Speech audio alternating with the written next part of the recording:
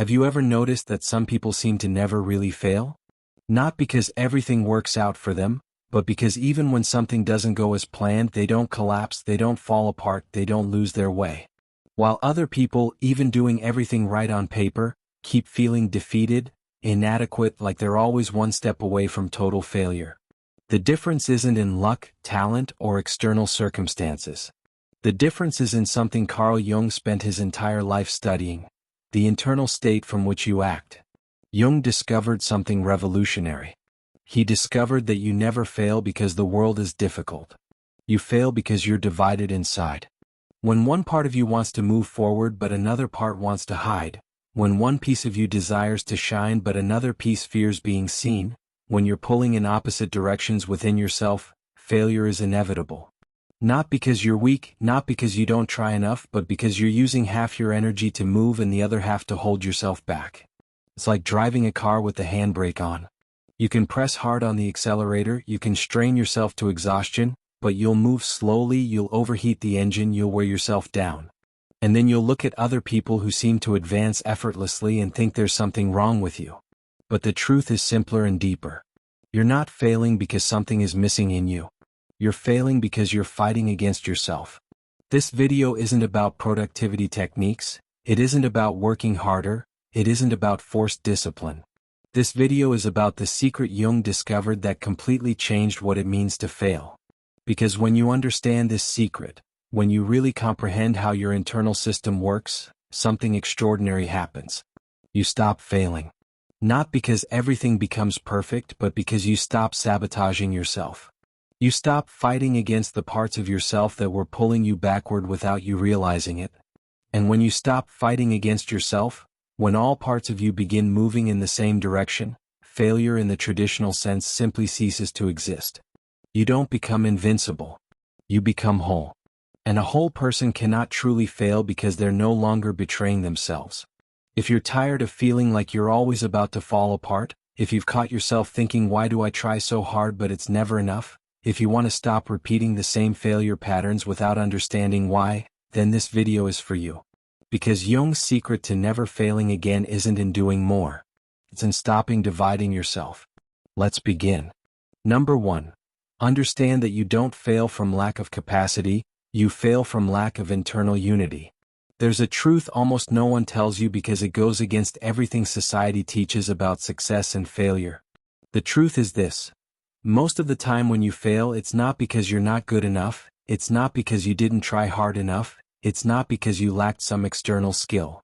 You fail because in the critical moment, one part of you was pulling in one direction and another part was pulling in the opposite direction. And when you're internally divided, when there's civil war inside your psyche, defeat is mathematical. Jung spent decades studying why intelligent, talented, hardworking people kept failing in specific areas of life. And he discovered something shocking. The failure was rarely about the external world. It was about internal fragmentation. It was about one part of the conscious self wanting one thing while an unconscious part actively sabotaged that same thing. Imagine you're trying to build a house. You have the blueprint, you have the materials, you have the will. But every night while you sleep, someone comes and undoes part of what you built during the day. You wake up, see something is wrong, but don't understand what. So you work harder, build faster, strain more.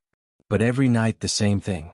And eventually you give up, exhausted, thinking it wasn't meant to be, that you don't have what it takes. But the truth is you never had a chance because you were competing against yourself without knowing. Let me tell you about a woman named Camila. Camila was 34 and had a history of professional failures she couldn't explain. She was brilliant, had a business degree and MBA, spoke 3 languages. But every time she was about to get an important promotion or close a big project, something went wrong. She'd make a silly mistake, or get sick exactly the crucial week, or simply not show up to an important meeting. And afterward she'd hate herself, call herself incompetent, self-sabotaging. She didn't understand. For years, Camila thought the problem was discipline. So she created rigid systems, checklists, alarms. Nothing worked. She thought it was imposter syndrome. Read books, did cognitive therapy. Improved a bit, but the pattern continued. Until one day in a Jungian therapy session, the therapist asked a strange question. If you got this promotion, what would change in your life? Camila started listing the obvious things. More money, more status, more responsibility. But the therapist insisted. And what would you lose? Camila fell silent. And then, for the first time, she saw it. If she got the promotion, she'd have to work even later. She'd have less time for her young daughter. She'd become more like her mother, a successful executive Camila barely saw as a child. And in Camila's psyche, buried deep in the unconscious, there was a belief planted since she was 8 years old. Professional success means abandonment. If I'm successful, I'll become absent like my mother. And I'll make my daughter suffer like I suffered. Camila consciously wanted the promotion. But unconsciously, a part of her was doing everything to prevent it. Not because she was lazy or incompetent, but because that part was trying to protect her from becoming something she'd sworn never to be. When Camila saw this, when she brought this unconscious belief to consciousness, everything changed. She realized professional success and maternal presence weren't mutually exclusive. She realized she wasn't her mother and could have success in a different way. And when she resolved this internal division, when both parts of her stopped fighting and started cooperating, she got the next promotion. And this time didn't sabotage. Not because she became more disciplined, but because she stopped being at war with herself. This is Jung's first key. You don't fail because you're inadequate. You fail because you're divided. And division always wins over capacity. You can have all the talent in the world, but if half of you is pulling one direction and the other half is pulling the opposite direction, you'll stay stuck. Or worse, you'll advance a bit and then retreat, advance and retreat, in an exhausting cycle you call failure but is actually fragmentation. Jung said until you make the unconscious conscious, it will direct your life and you will call it fate. How many times have you failed and thought it was bad luck, that the universe was conspiring against you, that it simply wasn't meant to be? How many times didn't you realize there was a part of you, hidden in the shadows of the unconscious, actively working against what you consciously said you wanted? The good news is you don't need to continue this way. You don't need to live divided. But first, you need to stop trying to fix the external problem and start looking at the internal one. You need to ask not what's wrong with the world, but what's divided within me. And when you ask this question honestly, when you have the courage to descend into the basement of your mind and turn on the light, you begin to see the invisible strings that were pulling you backward. And seeing is already half the solution. Because you can't change what you don't see. But when you see, when you bring to consciousness, change has already begun. So before we move forward, pause for a moment. Think of an area of your life where you feel you keep failing despite trying hard. It could be relationships, could be money, could be health, could be creativity. And instead of asking yourself what's wrong with me, ask where am I divided? What part of me wants this and what part of me is sabotaging? You don't need the answer now. But just asking the question, you've already started the unification process. And unification is the opposite of failure. Number 2, failure happens when you act from the wrong internal frequency, not when you act wrong. Here's something that will completely change how you see your past failures. You can do the right thing at the right time, the right way, and still fail. Not because the action was wrong, but because the internal frequency from which you acted was wrong. Jung understood something most people never learn. Every action carries the energetic signature of the internal state where it was born. If you do something with fear, the result will carry fear. If you do something with desperation, the result will carry desperation. If you do something with clarity and wholeness, the result will carry clarity. It's like water. You can have 2 glasses with the same transparent liquid. But one is pure water and the other has dissolved poison. From outside they look the same. But when you drink, the result is completely different. Your actions are like this. 2 people can send the same resume, say the same words, make the same movements. But one acts from a place of confidence, of knowing their own value, of being whole. And the other acts from a place of lack, of fear of rejection, of being fragmented. And the world responds differently. Not because the world is unfair, but because the frequency is different. Let me tell you about Daniel. Daniel was a salesman. And for 3 straight years he almost made it. Almost closed big contracts, almost got important clients, almost, but never materialized. He started thinking he wasn't cut out for sales, that he should change fields. But then he went to a personal development workshop where the facilitator did a strange exercise. Asked each person to sell something to the group. But before selling had to enter a specific state. Half the people had to enter a state of I need you to buy. The other half had to enter a state of I have something valuable and you decide if you want it. Daniel was in the first group. And when he tried selling in that state of neediness, of desperation, even speaking the right words, doing everything technically correct, people pulled back. They felt the pressure, the neediness, his fear. Afterward, the facilitator asked him to try again, but this time from the second state. From the place of I know this has value, you choose if you want it or not. And when Daniel did this, when he changed the internal frequency but kept the same words, the same presentation, something changed. People leaned forward. Became interested. Asked more. Daniel hadn't changed what he said. He changed where he said it from. And that changed everything. In the following 6 months, Daniel closed more contracts than in the previous 3 years combined. Not because he learned new techniques, but because he stopped acting from fear and started acting from value. He stopped needing people to buy and started offering something knowing it had value independent of the response. And paradoxically, when he stopped needing, people started wanting. This is the second key. Your past failures may not have been about what you did. They may have been about the internal state from where you did it. You may have tried building a relationship from a place of emotional neediness. You may have tried making money from a place of scarcity. You may have tried creating something from a place of fear of judgment. And when you act from these places, when the frequency is wrong, it doesn't matter how perfectly you execute the action. The result will carry the frequency's distortion. Jung talked about this differently. He said when you act from the inflated ego, from fear, from the unintegrated shadow, you create from fragmentation. And what's created from fragmentation eventually fragments. But when you act from the self, from the true center, from wholeness, you create something that has internal coherence. And what has internal coherence endures. So how do you change frequency? How do you stop acting from fear and start acting from clarity? The first step is brutal honesty. Before acting, stop and ask, where am I doing this from? Am I doing this because I'm afraid of losing? Am I doing this because I need to prove something? Am I doing this because I want to compensate for a feeling of inadequacy? Or am I doing this because it's true for me, because it's aligned with my center, because it comes from a place of wholeness? If the answer is the first, pause. Don't force the action yet. First, work the internal. First, find the place from where the action needs to come. And only then act. It will seem slower at first. But you'll discover that one action coming from the right frequency goes further than 1,000 actions coming from the wrong frequency. You'll discover that doing less with clarity beats doing much with desperation. Because the world doesn't respond to what you do. The world responds to the frequency from where you do it. And when the frequency is right, even small actions open enormous doors. When the frequency is wrong, even giant actions hit invisible walls. Number 3, you never really fail when you learn to integrate the shadow instead of denying it. And now we arrive at one of the deepest and most misunderstood concepts in all Jungian psychology. The shadow.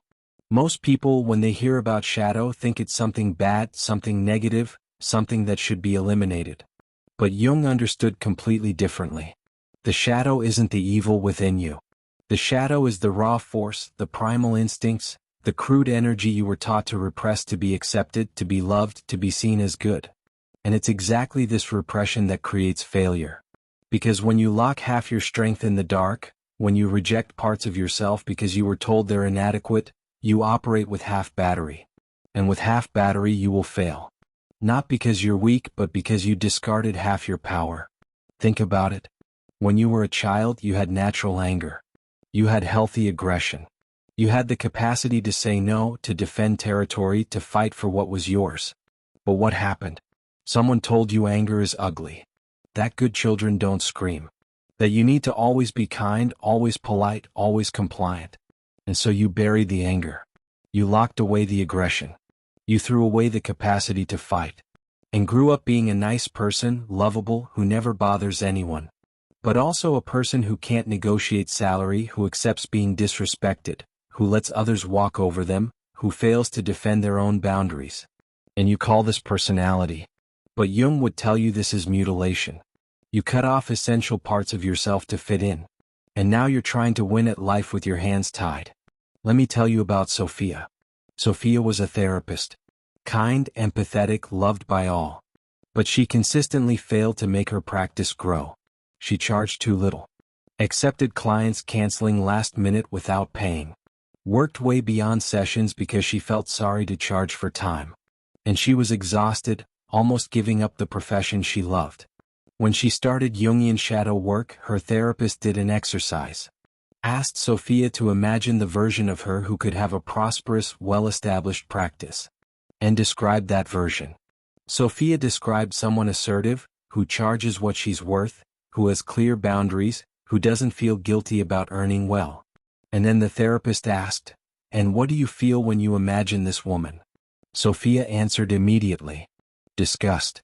She's selfish. She's cold. She only thinks about money. She's not a good person. And there it was. Sophia's shadow wasn't evil. It was power. It was assertiveness.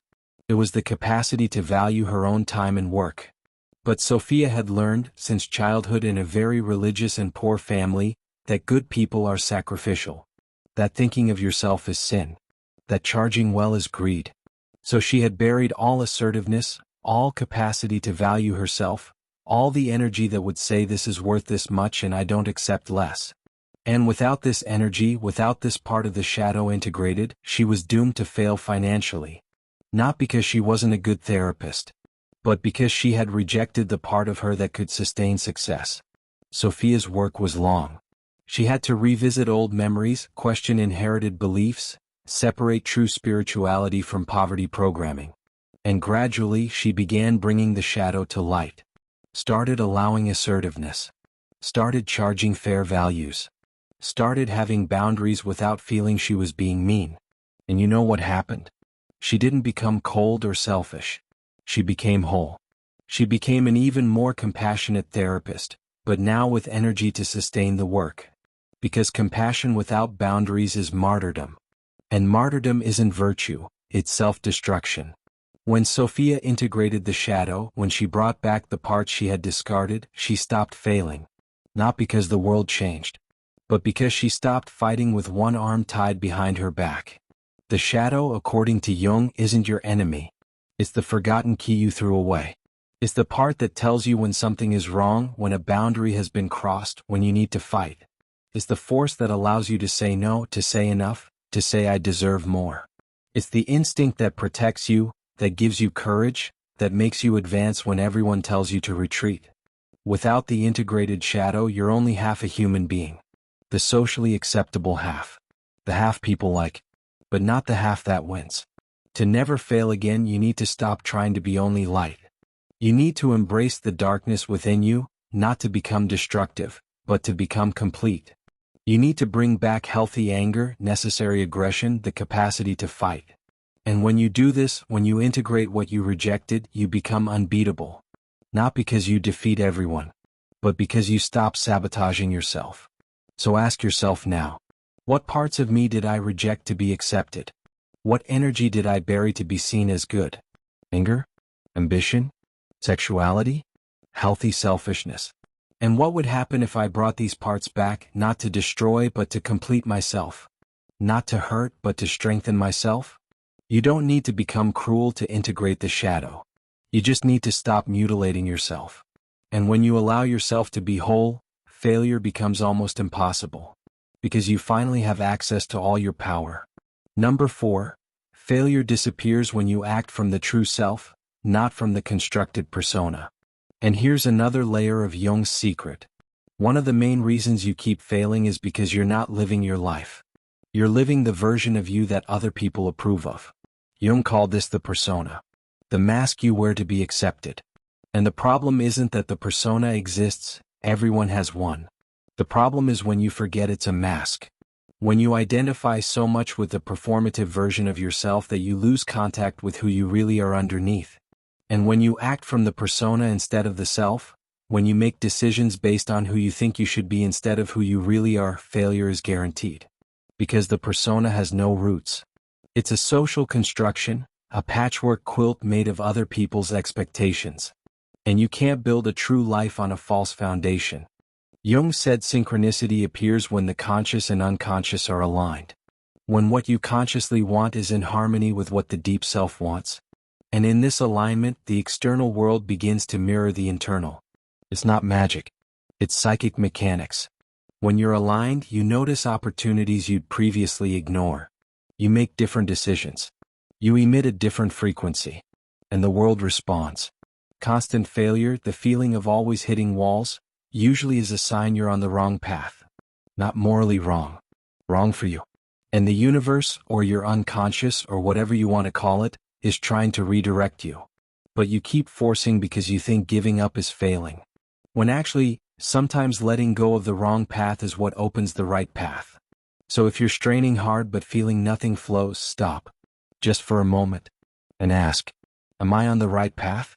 Or am I forcing the path I think I should follow? And pay attention. Pay attention to dreams. To intuitions. To gentle pulls in a direction you've been ignoring because it doesn't make logical sense. Because sometimes the self knows before you do. And when you start listening, when you start trusting these subtle signals, synchronicity increases.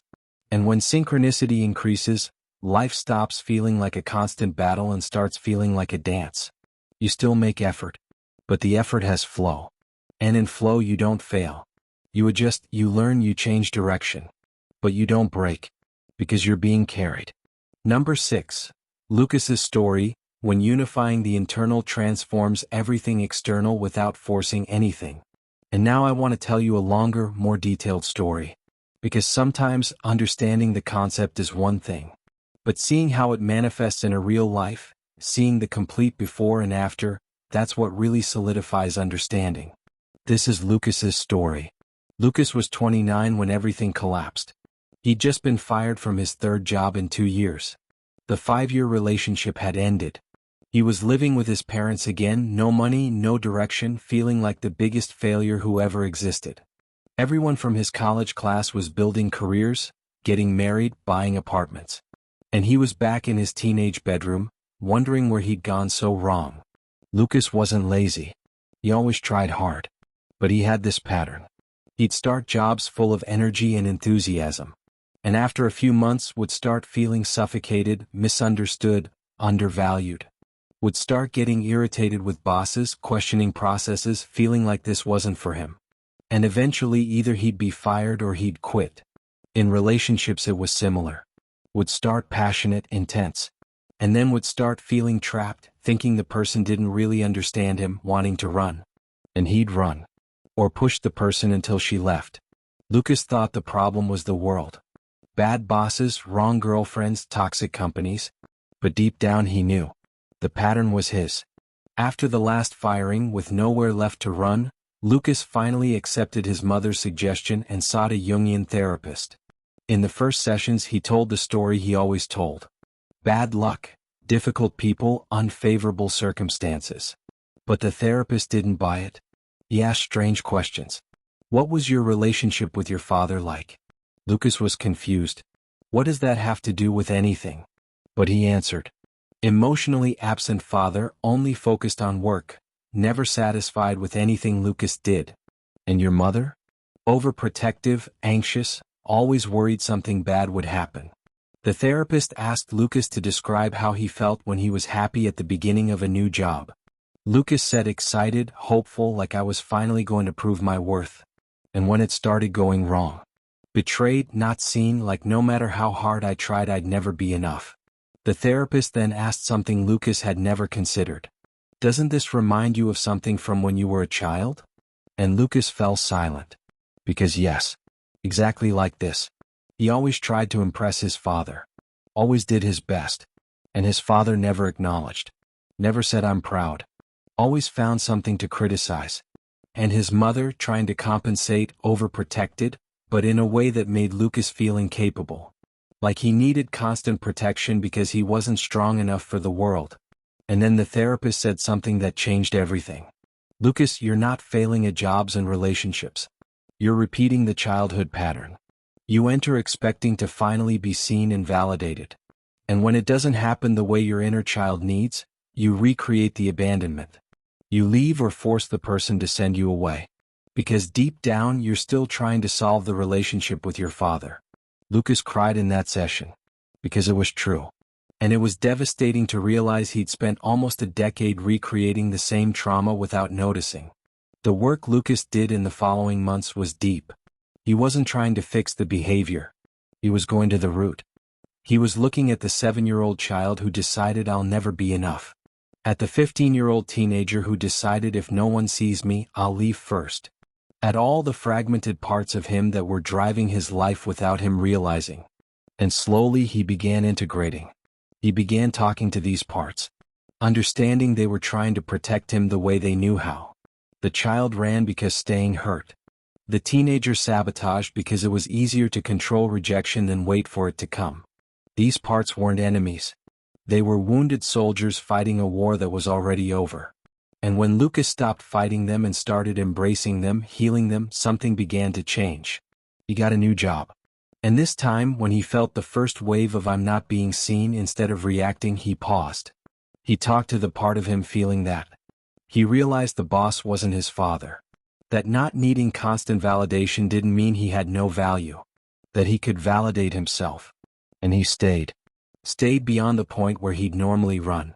And discovered that on the other side of that uncomfortable feeling was real growth. There was learning. There were genuine relationships with colleagues. 6 months later he met someone. And when the relationship started getting serious, the part of him that always ran woke in panic. But this time Lucas recognized it. It's you. It's the fear of intimacy. It's the fear of being seen and still not being enough. And instead of acting on the fear, he talked to the person. For the first time he was vulnerable. He said, I'm afraid. I'm afraid that when you really know me, you'll leave. And the person, instead of leaving, drew closer. And said, I have fears too. And they started building something real. Not perfect, but real. A year and a half after the first therapy session, Lucas was at the same job. Was in a serious relationship. Was living alone again. And he told me something I never forgot. He said, I didn't change my life by fixing external problems. I changed by unifying the internal. When the parts of me stopped fighting each other, when the wounded child and conscious adult started cooperating, I stopped sabotaging. And when I stopped sabotaging, I stopped failing. This is the essence of Jung's secret. You'll never stop failing by fixing the external world. You only stop failing when you unify the internal world. When all parts of you, the wounded ones, the scared ones, the angry ones, the rejected ones, when all of them are seen, embraced, integrated, you become whole. And a whole person cannot really fail. Because they're no longer sabotaging themselves. They're walking in one direction with their entire being. Number 7. Failure is impossible when you learn to dance with life instead of fighting against it. And the last key to Jung's secret is perhaps the most subtle but most powerful. The difference between dancing and fighting. Most people live fighting. Fighting against time, fighting against circumstances, fighting against other people, fighting against themselves. And fighting exhausts. Fighting drains. And eventually fighting breaks you. But there's another way to live. The way of dance. In fighting, you try to control everything. You try to force reality to mold to your will. And when reality doesn't obey, you feel like a failure. In dancing, you respond to what is. You move with what's happening. You adapt, you flow, you find the rhythm. And in this rhythm, you don't fail. You improvise. Jung talked about this when discussing the relationship between ego and self. The ego wants to control. The self wants to harmonize. And when you live from the ego, you're always fighting. But when you live from the self, you're always dancing. And someone who dances cannot fail. Because each movement is part of the dance, including the stumbles, including the wrong steps, including the moments where you lose rhythm and have to find it again. So how do you stop fighting and start dancing? You let go of control. Not all control. You still plan, you still act, you still choose. But you let go of the illusion that you can control everything. You let go of the rigidity that things need to happen exactly your way. You open space for life to surprise you. For paths you didn't plan. For opportunities you didn't see coming. And in this openness, failure changes meaning. Because you're no longer measuring success by a rigid plan. You're measuring by your capacity to keep moving, to keep dancing, no matter what music plays. And when you become this type of person, someone who dances with life instead of fighting against it, you realize something extraordinary. You realize you never really failed. You were just learning the steps. And each failure was a necessary movement in the larger choreography of your life. This is the final freedom. The freedom to stop being afraid of failure. Because you understood that as long as you keep moving, as long as you keep dancing, as long as you stay whole and aligned with yourself, you cannot truly fail. You're just living. And living completely, authentically, wholly, that's already the greatest success. So if there's one thing you take from this video, let it be this. You'll never fail again when you stop fighting against yourself. When you unify what's divided. When you integrate what you rejected. When you act from the self and not the persona. When you trust synchronicity. When you dance instead of fight. This is Jung's secret. And now it's yours. If this video touched something in you, if you saw yourself in some story, if you felt there's a path to stop failing and start truly living, leave in the comments one word. Unified. Just that. Unified. Sometimes naming what we're becoming is already part of the transformation. And share this video with someone you know is tired of feeling like a failure. That person needs to know the problem isn't them. It's just that they haven't discovered how to stop fighting themselves yet. Subscribe to the channel to continue this journey of deep self-knowledge. Because every week we'll explore more about how Jungian psychology can transform your life from the inside out. You deserve to stop failing. Not because you'll become perfect, but because you'll finally become whole. And a whole person lives a life that no external failure can destroy. Thank you for being here. Thank you for having the courage to look inside. And remember, you were never the problem. You were just divided. And now you know how to unify. See you in the next video.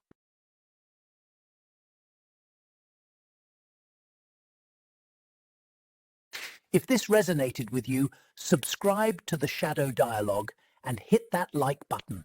Your transformation starts with one click. See you in the next video.